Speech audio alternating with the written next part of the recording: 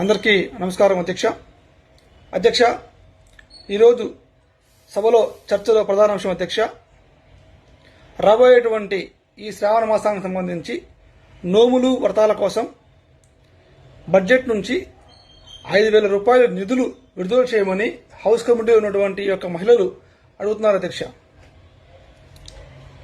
ఇదే ఆ పత్రం అధ్యక్ష.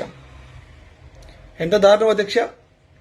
కేవలం 5,000 రూపాయలు అని వాళ్ళు అంటున్నారు అధ్యక్ష.